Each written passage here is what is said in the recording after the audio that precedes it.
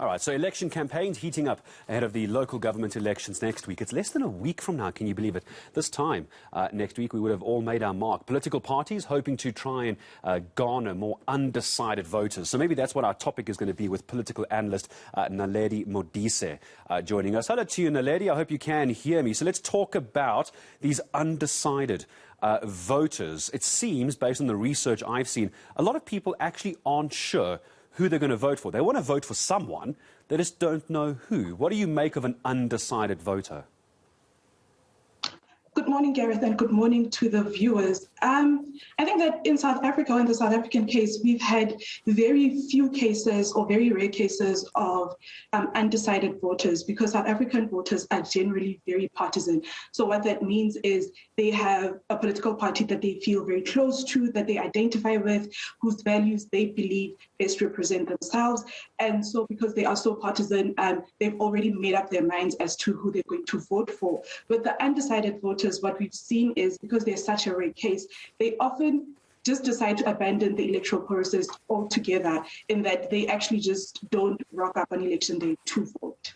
You see, and that's the problem, is when you've got someone who feels undecided and they actually can't see anybody speaking for them, in the end, they actually just decide not to vote at all, which doesn't really help our democracy. Here's the problem, and I've seen a couple of people commenting to me directly on Twitter saying they're undecided because all the political parties sound the same, don't they, Naledi? They're all talking service delivery. They're all saying they're going to fix the power and the water, fight corruption. If you were to close your eyes, they all sound the same to me, don't they?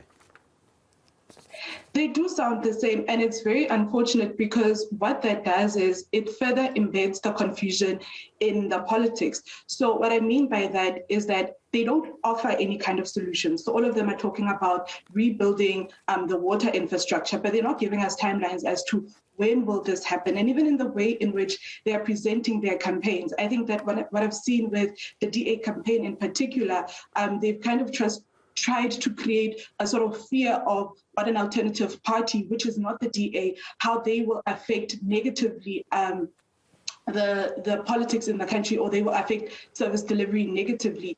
That is not helpful, because it doesn't give voters confidence in what the DA intends on doing, but rather creates a fearful mentality of what an alternative political party will do.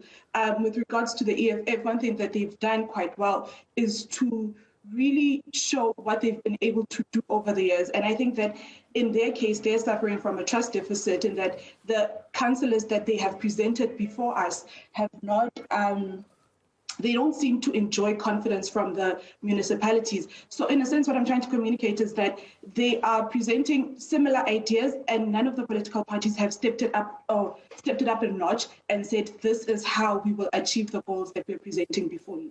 You're actually the first person, Naledi, that I've spoken to, I'm sure others have said it, but that I've spoken to that mentions the term fear politics. If my understanding is correct, maybe just add some meat to the bone for me here, it is a case of, if you don't vote for my party, you're going to be stuck with the party that you've got. I can't tell you what I'm going to do better, but if you don't vote for my party, you're going to be stuck where you are for the next 4 years. I mean, that's essentially what I'm hearing you say.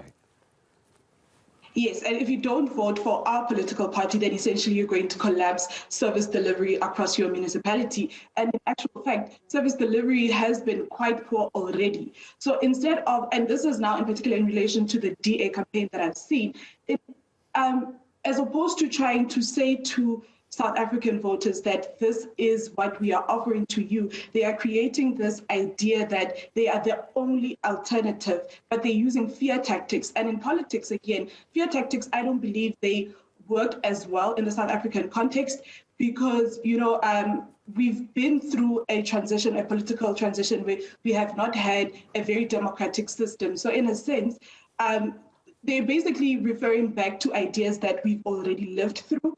And so people are not really scared or nervous about what an alternative will do, what an alternative political party will do. And I think that in their approach, that has been a misfire, in the sense that it's creating that antagonism regarding what is it that you're proposing outside of being just a political party. Naledi, time is against us. Last 30 seconds. I know it's a loaded question, so forgive me. The ANC, a tricky situation for those voters. They're saying candidate lists. Vote for us now. We'll sort out the candidate issue after the elections. That can't be seen as fair. Last question. It's not fair, and it also speaks to the trust within the political party itself. What are the issues that are preventing these candidates' lists from being published? Because essentially what they're saying to the ward councillor candidates is that continue to electioneer for us, and then at the end of the day, we will decide whether you will be able to get this position or not. And I think that everyone who is in politics seeks to gain some sort of political office, and so it creates that contention within the party itself, but also for the voters as well, because who are you actually voting for? Because one of the things that we've seen come out is that voters don't even know who their ward councillors are. So we cannot also go to the elections and not know the people who are supposed to represent us as well, if we want to hold them accountable.